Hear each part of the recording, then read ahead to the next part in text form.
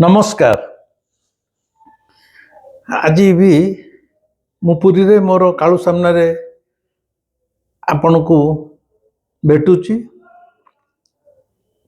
आज जगन्नाथ विषय नुहे तेबे ईश्वर को नहीं आम मान मन जो गोटे भूल धारणा अच्छी आम मैंने जिते जीवन में किसी दुख कष्ट पाऊचे आमे कहीं पाऊचे आमे तो भल काम करुचे मु तो कहार किसी अमंगल करनी तथा सुधा ईश्वर मत कहीं दंड दौरान मोर कहीं देह खराब कर जहाँ चाहूँगी कहीं पूर्ण करूना पु को कहीं चाकरी दौना झीर कहीं बाहागर होनी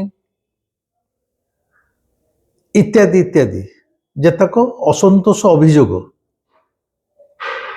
जेहेतु नुआ वर्ष आरंभ हो जाइए आज 3 तारीख मु चाहूँगी केवल गोटे छोटिया कहानी माध्यम आपण को जन देवाक चाहूँगी जे ईश्वर जहाँ करती प्राणीर मंगल पाई एटा आमे पिला बेलू शुणीचु जेजे माँ मैंने कहते आमे सब शुणु आमे भल भल धर्मशास्त्र बही पढ़ुचे पुराण पढ़ुचे दृढ़ता भक्ति पढ़ुचे गीता भागवत पढ़ुचे किंतु सीना पढ़ुचे से गुड़ा आम भितर को किसी पशुनी खाली पढ़िया कथा बोले आमे पढ़ी दौचे जदि जहाँ पढ़ुचे से गुड़ा को आमे ग्रहण करूँ ताहले कौन सी मनुष्य ए संसार रे आदौ दुख पाइब नहीं। दुख माने दुखटा सब हूँ मानसिक स्तर रे लोक अच्छा वर्ष वर्ष धरी हस्पिटाल पड़ी थे किंतु हसुथिबे क्या दुखटा हूँ मनर भाव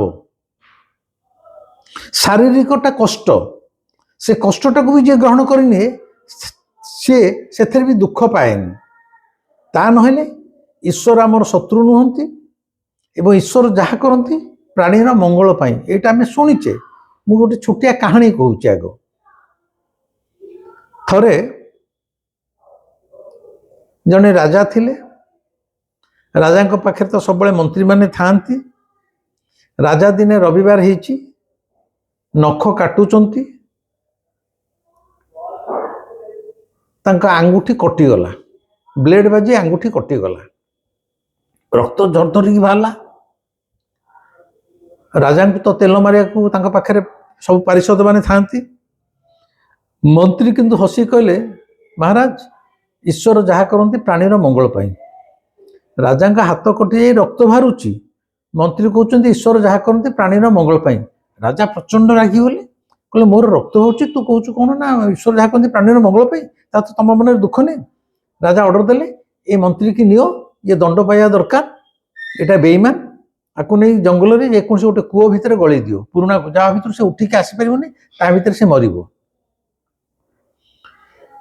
कर्मचारी मैंने नहीं मंत्री की कूओ भितर गली दी तार किछि दिन पर दिने 2 दिन पर राजा जंगल को पारिधि करने शिकार करने को राजा जंगल शिकार करुँच जंगली आदिवासी माने गोटे प्रथा अच्छी प्रति वर्ष सी ठाकुराणी के पाखे मनीष बलि दियंती से राजा को जिते पाई अरे सी जानती राजा बोली डौल डौल भल मनुष्यटे तो ताकू बांधिकी नहीं जाइए बलि पकड़ापी राजा उपाय किसी नहीं राजा शिकार पर एकुटिया गुड़े जंगल भीतर पशि जाते पाखे आउ कहीं ना से जो आदिवासी वाला बांधिकी नहीं जाइए बांधिकी नहीं तार दिन सकाଳେ जिते बलि पकड़ा ठाकुराणी पाखे बसती देखागला जे राजा देहरे किसी खंडिया खाबार अच्छे कि नहीं जदि आगुआ खंडिया खाबार हो जाइथिबो ताले से बलि योग्य नुह एकदम पूर्ण मनुष्यटीए जो तार अक्षुण्ण क्षत भी नथिबो देखागला जे राजा हाथ में कटि जाइए रक्त बाहरी घा है बेला टे पाचि जाइए तेणु ये आ बलि योग्य नुह आदिवासी मैंने छाड़ी देइचंती राजा राजनगर को फेरी आसला कहला अरे मंत्री तो जहाँ कहते ठीक ईश्वर जहाँ करती प्राणीर मंगल पाई जदि ये आंगुठी मोर कटि न था मु तो निश्चय बलि पड़ी था राजा कहते जाओ से कूओ भितर जो मंत्री था से मला कि गलानी देख मोर भूल हो उद्धार कर आण कूओ भितर मंत्री को उद्धार कर अणा उद्धार कर अणागला राजा कहले मंत्री मु भूल कर प्रकृति ईश्वर जहाँ करती प्राणीर मंगल पाई जदि मोर से दिन नख काटिला बेले हाथटा कटि न था आज मु बलि पड़ी सारंतिणी जेहेतु हाथटा कटि आदिवासी माने देखले मो देहरे क्षत अच्छी मत छाड़ी तुम कथा ठीक हाँ ईश्वर जहाँ कहते प्राणीर मंगल पाई मुझे जाइली मोर ये क्षत थिला बोली मत छाड़ी दिगला बलि पकागलानी କିନ୍ତୁ ଈଶ୍ୱର ତମର କ'ଣ ମଙ୍ଗଳ କଲେ?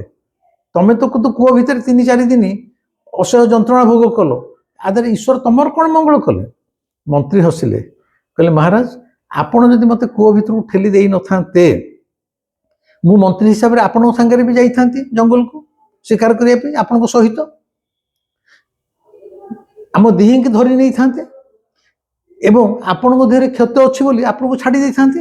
ମୋ ଦେହରେ ଯେହେତୁ କ୍ଷତ କିଛି ନାହିଁ ମୋତେ ହିଁ ବଳି ପକାଇ ଦେଇଥାନ୍ତେ। ଯଦି ମୁଁ ଆପଣଙ୍କ ସହିତ ଜଙ୍ଗଲକୁ ଯାଇଥାନ୍ତି ତାହେଲେ ମୁଁ ହିଁ ବଳି ପଡ଼ିଥାନ୍ତି, ଯେହେତୁ ମୋ ଦେହରେ କିଛି କ୍ଷତ ନଥିଲା। ତେଣୁ ତା ପୂର୍ବରୁ ଆପଣ ମୋତେ ଯେଉଁ କୂଅ ଭିତରକୁ ଠେଲି ଦେଲେ ସେଇଟା ବି ଈଶ୍ୱର ଯାହା କଲେ ପ୍ରାଣୀର ମଙ୍ଗଳ ପାଇଁ। ମୋତେ କୂଅକୁ ଠେଲି ଦେଲେ ବୋଲି ମୁଁ ବି ଆଜି ବଞ୍ଚିକି ଅଛି। ତେଣୁ କୂଅ ଭିତରକୁ ଗଳେଇ ଦେବା ମଧ୍ୟ ଆପଣ ଯେଉଁ ଗଳେଇ ଦେଲେ ସେଇଟା ମଧ୍ୟ ଈଶ୍ୱରଙ୍କ ଇଚ୍ଛା ଥିଲା, ସିଏ ମଧ୍ୟ ମୋର ମଙ୍ଗଳ ପାଇଁ ମୋତେ ଠେଲିଛନ୍ତି। କହିବାର କଥା ହେଲା ଛୋଟିଆ କାହାଣୀଟେ, କିନ୍ତୁ ଏ କାହାଣୀ ଭିତରେ ବହୁତ ବଡ଼ ବାର୍ତ୍ତା ଈଶ୍ୱର ଦେଉଛନ୍ତି। ମାନେ ଈଶ୍ୱର ଯାହା କରନ୍ତି ପ୍ରାଣୀର ମଙ୍ଗଳ ପାଇଁ, ସିଏ ଆମର ଶତ୍ରୁ ନୁହନ୍ତି। ଆମେ ହୁଏତ କେତେବେଳେ ପଡ଼ିକି ଯଦି ଗୋଡ଼ ଭାଙ୍ଗି ଯାଉଛି କି କେତେବେଳେ ଦୁଃଖ କଷ୍ଟ ପାଉଛେ, ଜଣେ ମୋତେ କେହି କହିପାରେ ମୁଁ 6 ମାସ ହସ୍ପିଟାଲ ପଇଲି, ଏଇଟା କ'ଣ ପ୍ରାଣୀର ମଙ୍ଗଳ ପାଇଁ? ମୁଁ କହିପାରିବିନି। ମୁଁ ମୋ ଜୀବନରେ ଧରି ନେଇଛି ଈଶ୍ୱର ଯାହା କରନ୍ତି ଆମମାନଙ୍କର ମଙ୍ଗଳ ପାଇଁ, ତା ପଛରେ ତାଙ୍କର କୌଣସି ନା କୌଣସି ଗୋଟେ ଉଦ୍ଦେଶ୍ୟ ଥିବ। ତା ନହେଲେ ଈଶ୍ୱର କ'ଣ ଆମର ଶତ୍ରୁ? କାହିଁ ଶତ୍ରୁ? ଆମେ କ'ଣ ତାଙ୍କର କିଛି ଖାଇଛେ ନା ତାଙ୍କ ଜମିବାଡ଼ି ନେଇଯାଇଛେ? ନା। କଥା ହେଲା ଈଶ୍ୱର ଆମ ଜୀବନରେ ଯାହା ଯାହା ଘଟୁଛି ତାକୁ ଯଦି ଆମେ ଏକ ସକାରାତ୍ମକ ଦୃଷ୍ଟିରେ ଗ୍ରହଣ କରିଯିବା ତାହେଲେ ଦୁଃଖ ମନରେ ରହିବନି। ଯଦି ଆମେ ଜାଣିଦେବା ଈଶ୍ୱର ଆମର, ଈଶ୍ୱର ମୋର ସବୁ ଭଲ ପାଇଁ କରୁଛନ୍ତି, ଏଇ ଗ୍ରହଣୀୟତା ଯଦି ଈଶ୍ୱରଙ୍କ ସହ ରହିଯିବ ତାହେଲେ ଦୁଃଖ ଲାଗିବ ନାହିଁ। ମୁଁ ବାରମ୍ବାର କହୁଛି, ମୋର ଏଇ କିଛି ଦିନ ତଳେ ମୁଁ କହିଥିଲି ମୋର ମୁଣ୍ଡ ଯେଉଁ ମାଡ଼ ହୋଇକି ଏଇଟା ଫାଟିକି ରକ୍ତ ବାହାରୁଥିଲା, ଡାକ୍ତର କହୁଥିଲେ 2 ମାସ ଲାଗିବ ରିକଭରି ପାଇଁ।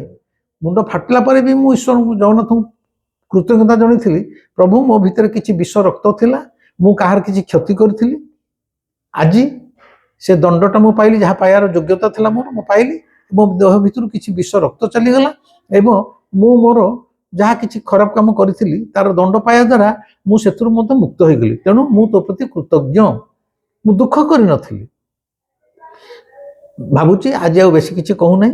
ନୂଆ ବର୍ଷ ଆସିଛି, ଯଦି ସମ୍ଭବ କାଲି ମଧ୍ୟ ମୁଁ କହିବି ଏଇ ଯେଉଁ ନିତେଇ ଧୋବଣୀ ତନ୍ତ୍ର ସାଧିକା ନିତେଇ ଧୋବଣୀ କଥା କହିଛି, ତନ୍ତ୍ର ସାଧିକା ପତ୍ର ସୌରଣିକ କଥା କହିଛି। ଆସନ୍ତାକାଲି କହିବି ଜ୍ଞାନ ଦେଇ ମାଲୁଣୀ, ତନ୍ତ୍ର ମହାନ ତନ୍ତ୍ର ସାଧିକା ଜ୍ଞାନ ଦେଇ ମାଲୁଣୀଙ୍କ କଥା ଆସନ୍ତାକାଲି କହିବି। ଆପଣମାନେ ଦେଖିବେ, ଶୁଣିବେ। ଆଜି ପାଇଁ ରହୁଛି। ଏ ଭିଡ଼ିଓଟି ବି କେମିତି ଲାଗିଲା ମୋତେ କମେଣ୍ଟରେ ଜଣାଇବେ, ଲାଇକ୍ କରିବେ, ସବସ୍କ୍ରାଇବ୍ କରିବେ ଏବଂ ସେୟାର କରିବେ। ଏବଂ ଆଜି ତ ଶନିବାର, ମୋ ଠାକୁର ଆଜି ବ୍ଲୁ ରଙ୍ଗରେ ସଜା ହେଇଛି, ମାନେ ପୋଷାକ ପିନ୍ଧିଛନ୍ତି, ଆପଣମାନେ ଦେଖୁଥିବେ। ଆଜି ପାଇଁ ରହିଲି, ନମସ୍କାର।